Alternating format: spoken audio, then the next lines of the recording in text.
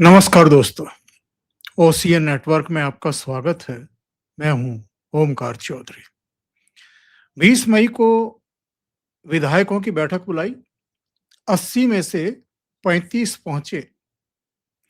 अभी 3 दिन पहले अभिषेक बनर्जी और कल्याण बनर्जी पर जब कथित अटैक हुआ, फिर मीटिंग बुलाई। अगले दिन कोशिश थी कि उस मीटिंग में बैठ करके राज्यव्यापी प्रदर्शन किए जाएं। केवल 20 एमएलए पहुंचे। 80 में से 20 एमएलए, 15 और घट गए। धरना आयोजित किया गया 2 जून को कलकत्ता में ही। आप जानकर के हैरान रह जाएंगे, केवल 6 एमएलए पहुंचे और 3 सांसद पहुंचे। ये मैं नहीं कह रहा हूं, मुख्यमंत्री शुवेंदु अधिकारी ने एक टेलीविजन चैनल से रिपोर्टर्स से बात करते हुए कही है कि मौके पर केवल 6 एमएलए थे और 3 सांसद थे। सांसदों की संख्या कितनी है? दोनों सदनों में, लोकसभा और राज्यसभा में 42, 29 लोकसभा में है और 13 राज्यसभा में है। उनमें से 3 सांसदों का पहुंचना, तो 39 सांसद कहां हैं? वो ममता बनर्जी के साथ क्यों नहीं दिखाई दे रहे हैं? और एमएलए 80 में से अगर 6 या 7 एमएलए वहां थे, तो फिर 73-74 एमएलए कहां हैं? वो ममता बनर्जी के साथ क्यों नहीं खड़े हुए? वो धरना प्रदर्शन में उनके साथ जाकर के क्यों नहीं बैठे? इसका क्या हम ये अर्थ निकालें कि ममता बनर्जी का काम तमाम हो चुका है, उनका राजनीतिक जीवन समाप्त हो चुका है? अब 4 मई को जब रिजल्ट आ रहे थे, तब से लेकर के और अब तक का घटनाक्रम देखें और ममता बनर्जी की डे बाय डे जो बौखलाहट थी, उसका पैटर्न देखें, तो बड़े सहज अंदाज में ये समझ में आ जाता है कि ममता बनर्जी के मन में, ममता बनर्जी के घर में और पार्टी में एक्चुअल में चल क्या रहा है। 4 को जब रिजल्ट आ रहे थे और इनको एक बार 19,000 की लीड मिल गई थी भवानीपुर में शुवेंदु अधिकारी पर, और जब वो लीड घटनी शुरू हो गई, 3 या 4 हजार की लीड घटी थी, तो ममता बनर्जी आनन फानन में अपने सुरक्षा कर्मियों और कुछ लोगों के साथ मतगणना स्थल पर पहुंच गई थी और वहां इनकी झै झै हुई। मतगणना अधिकारियों से भी, भारतीय जनता पार्टी के जो वहां एजेंट थे उनके साथ भी। और जिन शब्दों का वहां जाकर के ममता बनर्जी ने इस्तेमाल किया, उनको ऑन एयर बोला भी नहीं जा सकता। वो सीसीटीवी फुटेज अगर चुनाव आयोग जारी कर दे, तो समझ में आ जाएगा कि जो बाद में ममता बनर्जी ने झूठ बोला था कि उनकी कमर में लात मारी गई, उनके पेट में लात मारी गई, उनको धक्के दे करके बाहर निकाल दिया गया, इसके उलट ममता बनर्जी ने बीजेपी के एजेंट को इस बात का विरोध करते हुए, जब वो उन्होंने ऑब्जेक्शन किया कि आप यहां आकर के रुकावट क्यों पैदा कर रही हैं, मतगणना होने में दिक्कत क्यों पैदा कर रही हैं, तो ममता बनर्जी ने उनको सीधे सीधे सुअर का बच्चा कहा। इस चीज को कौन बर्दाश्त करेगा? तो उन्होंने भी ममता बनर्जी को खरी खरी सुना दी। कहा सुनी हुई, और वहां सीआरपीएफ के जो सीनियर ऑफिसर थे, उन्होंने आकर के बात बीच बचाव किया और ममता बनर्जी को कहा कि आप यहां से चली जाइए। इतना प्रकरण हुआ था जिससे ममता बनर्जी ने तूल देने की कोशिश की थी उसी दिन, उसी समय, क्योंकि चारों तरफ से उनको सूचनाएं आ रही थी कि टीएमसी बुरी तरह हार रही है और खुद ममता बनर्जी भी भवानीपुर से भी हार रही थी और 2021 में आपको याद होगा कि शुवेंदु अधिकारी के सामने नंदीग्राम से भी हारी थी। तो दो-दो कंस्टिट्यूंसी और दो-दो लगातार चुनाव में और एक ही व्यक्ति से शुवेंदु अधिकारी से चुनाव हारना तो इनकी बौखलाहट को चरम बिंदु तक ले गया और उसी बौखलाहट का नतीजा था कि चुनाव हारने के बावजूद भारतीय जनता पार्टी को प्रचंड बहुमत मिल जाने के बावजूद ममता बनर्जी ने ये अफवाह उड़ानी शुरू कर दी, ये बहाना बनाना शुरू कर दिया दरअसल में कि कम से कम 100 सीटों पर गड़बड़ियां हुई हैं मतगणना में और जो हमारे वोट थे वो उठा करके भारतीय जनता पार्टी के साथ क्लब करके गिन लिए गए। तो अगर ऐसा था तो फिर वो कोर्ट क्यों नहीं गई? उन्होंने चैलेंज क्यों नहीं किया? चुनाव आयोग में ही चैलेंज कर देती।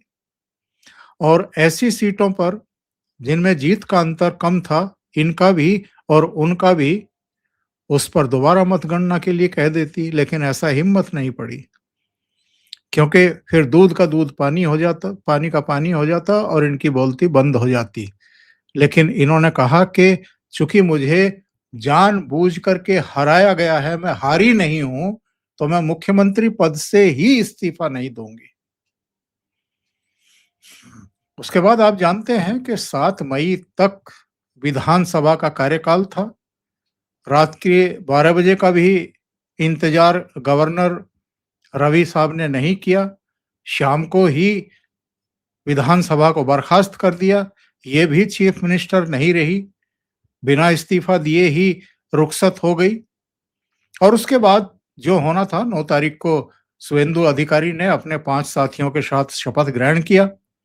शपथ ग्रहण में प्रधानमंत्री भी थे, गृह मंत्री भी थे, रक्षा मंत्री भी थे, तमाम लीडरशिप थी और राज्यों के मुख्यमंत्री, एनडीए के मुख्यमंत्री सभी थे वहां पर। ममता बनर्जी ना आई, ना बधाई दी शुवेंदु अधिकारी को मुख्यमंत्री बनने पर और भारतीय जनता पार्टी को सत्ता में आने पर। और उसके बाद जो ड्रामे चलते रहे, ऐसा नहीं है कि ममता बनर्जी को इन चीजों की खबर नहीं थी कि उनकी पार्टी टूट रही है या उनके एमएलए दूरी बना रहे हैं। उनके जो कार्यकर्ता हैं, उनके जो तमाम पदाधिकारी हैं, वो नाराज हैं। इनके कुल मिलाकर के एटीट्यूड से भी, सत्ता में रहते हुए इनकी एरोगेंस से भी, कुल मिलाकर के व्यवहार से भी। और ये जो कांड हुआ है अभिषेक बनर्जी वाला,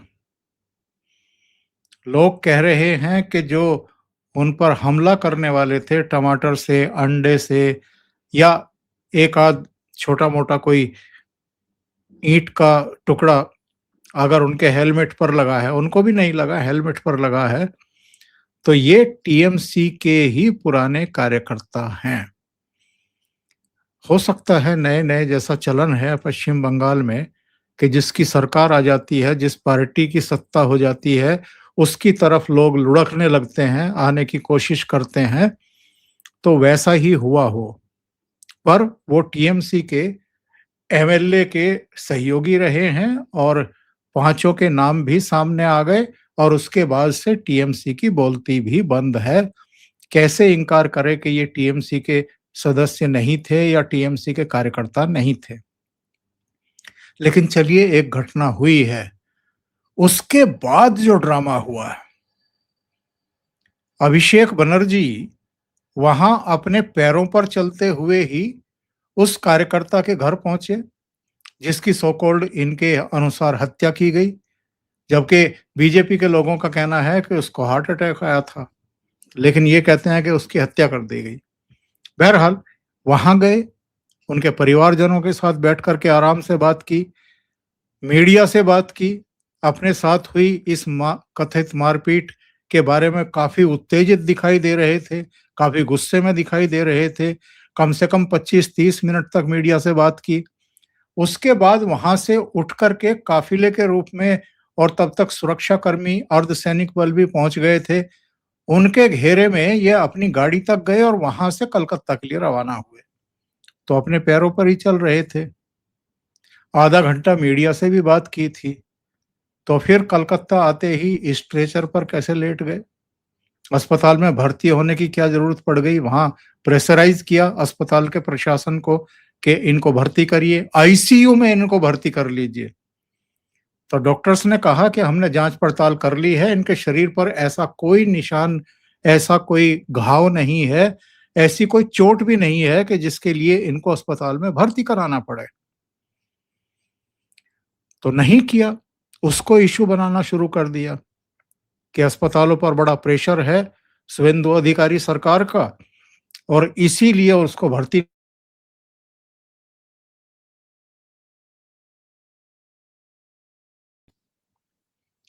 इसको इश्यू बनाया गया। और फिर अगले दिन बोली कि राहुल गांधी जी का मेरे पास फोन आया था कि अगर यहाँ बंगाल में, कोलकाता में कोई उनको भर्ती नहीं कर रहा है तो हम हैदराबाद में उनका उपचार करा देंगे, अभिषेक का। अखिलेश जी का मेरे पास फोन आया, फलाने का ढिमकाने का फोन आया, एक विक्टिम कार्ड खेलने की कोशिश। लेकिन पहला झटका ममता बनर्जी को 20 मई को लगा था, जब मीटिंग बुलाई थी और 35 एमएलए आए थे, 45 नहीं आए थे। दूसरा झटका इनको तब लगा जब अभिषेक बनर्जी पर कथित हमला हुआ, वो अस्पताल में भर्ती कराने की कोशिश हुई, और इनके ऊपर हमले के बारे में इनके अधिकांश विधायकों ने और सांसदों ने कोई ट्वीट तक नहीं किया। इस हमले की, कथित हमले की निंदा तक नहीं की। कोई अभिषेक बनर्जी से मिलने भी नहीं पहुंचा। बहुत मुट्ठी भर लोग, मुट्ठी भर नेता, जिनमें कुणाल घोष से लेकर के कल्याण बनर्जी और जो और आसपास के कुछ चेहरे हैं, उनके अलावा और कोई नहीं पहुंचा। ये एक और झटका था ममता बनर्जी के लिए। उन्होंने ये टेस्ट करने के लिए कि क्या हम धरना प्रदर्शन का ऐलान करने के लिए एक तैयारियों वाली मीटिंग बुला करके ये पैमाइश कर लें कि ये जो खबरें चल रही हैं कि बहुत सारे एमएलए टूट करके अलग होना चाह रहे हैं या भारतीय जनता पार्टी को अप्रोच कर रहे हैं, इसमें सच्चाई है या नहीं है। इन्होंने मीटिंग बुलाई 3 दिन पहले, और उस मीटिंग में केवल 20 एमएलए पहुंचे। पहले 35, फिर 20। ये तीसरा झटका था ममता बनर्जी के लिए। उनको समझ में आ गया कि उनकी पार्टी के चुने हुए एमएलए ही अब उनके साथ नहीं हैं। तो उन्होंने एक और दांव खेला। हाँ, इससे अगले दिन कल्याण बनर्जी जब एक थाने में ज्ञापन देने के लिए जा रहे थे, तो वहां किसी ने पीछे से टच कर दिया उनके सिर को, और वो सड़क पर गिर गए कि जैसे उनको बहुत भारी चोट लग गई है। और सड़क पर गिरे गिरे ही मोबाइल फोन पर किसी से बात भी कर रहे थे। और अगर इतनी गहरी चोट थी तो अस्पताल जाने के बजाय वहां जो टीएमसी के कार्यकर्ता जुटे, वो कहीं से माइक भी ले आए, स्पीकर भी ले आए, उनको भाषण देना शुरू कर दिया। और नाटक नौटंकी देखिए कि एक गीला कपड़ा अपने सिर के ऊपर लगाना शुरू कर दिया कि साहब बड़ी भारी चोट है। जब कैमरों के सामने उसको खोला गया तो वहां कोई चोट ही नहीं थी। और जो धरना किया 2 जून को ममता बनर्जी ने, जिसके लिए कोलकाता पुलिस से भी इनकी जय जय हुई, कोलकाता पुलिस ने इनको इजाजत नहीं दी, तो उसके बाद ये एक बस अड्डे के पास, सड़क के पास इन्होंने ये धरना देना शुरू कर दिया। वहां अपने टीएमसी के कार्यकर्ताओं को बुलाया। टीएमसी के ना के बराबर कार्यकर्ता पहुंचे। वहां कम से कम 35-40 तो पुलिसकर्मी थे, 20 से 25 या 30 के आसपास मीडिया कर्मी होंगे। कुछ इनके जो करीबी अभी भी इनके साथ हैं, वो वहां मंच पर बैठे हुए दिखाई दे रहे थे और कुछ आते जाते चलते फिरते जो लोग थे वो वहां खड़े थे।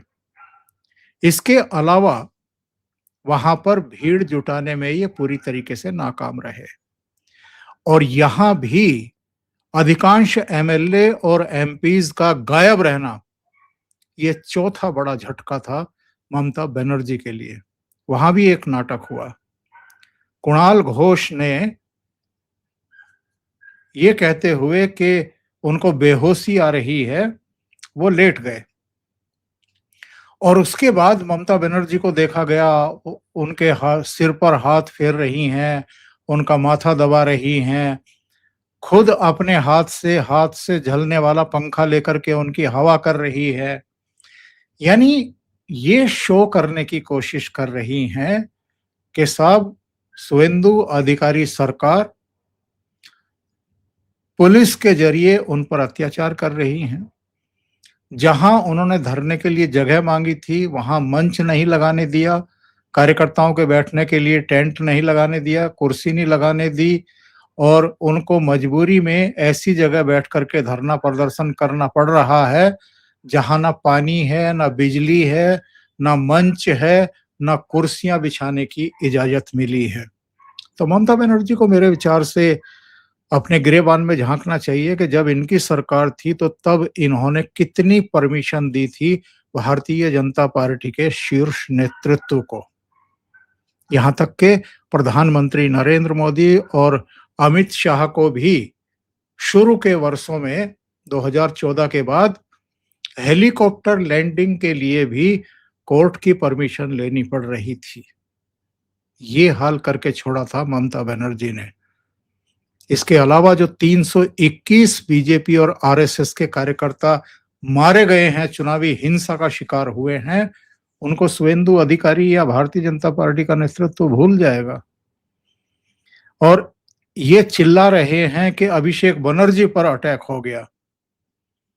अंडे, टमाटर या कोई जूते चप्पल फेंक रहा है या धक्का मुक्की भी कर रहा है, तो इस अटैक की तुलना क्या उनसे की जा सकती है जो 321 बीजेपी के कार्यकर्ता मारे गए। बहुत सारे घरों को लूटा गया, दुकानों को लूटा गया, रेप किए गए, निरंकुश हो गए थे टीएमसी के गुंडे और ममता बनर्जी और पूरा पुलिस प्रशासन और शासन मूक दर्शक बना हुआ था, कुछ नहीं कर रहे थे। हाई कोर्ट और सुप्रीम कोर्ट तक मामले गए थे।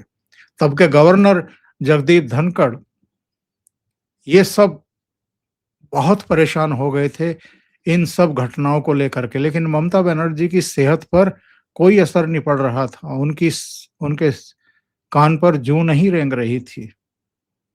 और आज ममता बनर्जी ड्रामा कर रही हैं कि साहब अभिषेक बनर्जी को निशाना बनाया जा रहा है, कल्याण बनर्जी पर अटैक हो गया, हमारे कार्यकर्ताओं को परेशान किया जा रहा है, 10,000 कार्यकर्ताओं को गिरफ्तार कर लिया गया, 2,500 कार्यालयों को तोड़ दिया गया। इस तरह की न्यूज़ जो है ये फैला करके एक सहानुभूति अर्जित करने की कोशिश कर रही थी, लेकिन इनकी पार्टी के एमएलए और सांसद भी जो कुछ ये कह रही हैं, जो रुदन कर रही हैं, उससे कन्विंस नहीं दिखाई दे रहे हैं।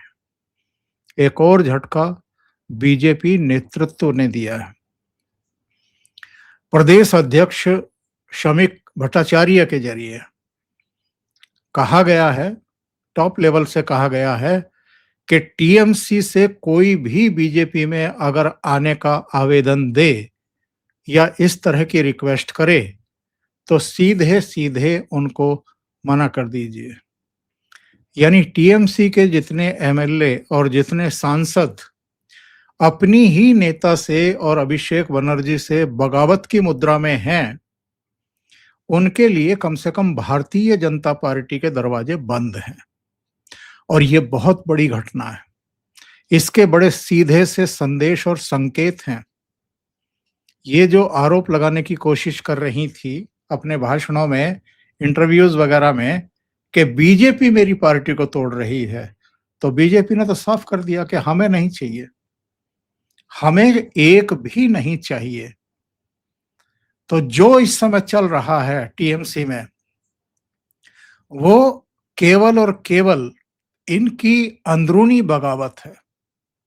और उसका नेतृत्व जो कर रहे हैं, वो 2 जून को भी विधानसभा सचिवालय गए थे, वहाँ स्पीकर नहीं मिले। उनका दावा है कि उनके पास करीब 52 एमएलए की लिस्ट है। 52 एमएलए तो प्राथमिक तौर पर वो दावा कर रहे हैं कि टीएमसी छोड़ रहे हैं और वो सब अलग से विधानसभा में अपने बैठने की व्यवस्था करवाना चाहते हैं। यानी पार्टी लगभग 2/3 टूटने की स्थिति में आ गई है। और जानकारी तो ये भी मिल रही है कि ये लोग अलग पार्टी बनाएंगे, अपनी पार्टी को ही असली टीएमसी बताएंगे और लगभग उसी तर्ज पर ये घटना घटती दिखाई दे रही है जैसी महाराष्ट्र में शिवसेना के साथ घटी थी और एनसीपी के साथ घटी थी। यानी उद्धव ठाकरे और शरद पवार के साथ घटी थी। ठीक वैसा ही घटनाक्रम हमें पश्चिम बंगाल में ममता बनर्जी और अभिषेक बनर्जी के साथ घटता हुआ दिखाई दे रहा है। अभी के लिए इतना ही। बहुत-बहुत धन्यवाद। अगर आपको ये चैनल और इसके कंटेंट पसंद आ रहे हैं, तो लाइक करें, कमेंट करें, वीडियो को शेयर भी करें। अभी तक अगर आपने ये चैनल सब्सक्राइब नहीं किया है, तो सब्सक्राइब कर लें। साथ में लगे बेल आइकॉन को दबा दें, ताकि आगे आने वाले वीडियो और उनके नोटिफिकेशन आप तक पहुंचते रहें। आप अगर चैनल को कंट्रीब्यूट करना चाहते हैं, तो नीचे क्यूआर कोड है और नीचे दूसरे लिंक भी हैं, वहां जाकर के भी आप कंट्रीब्यूट कर सकते हैं। बहुत-बहुत धन्यवाद। नमस्कार।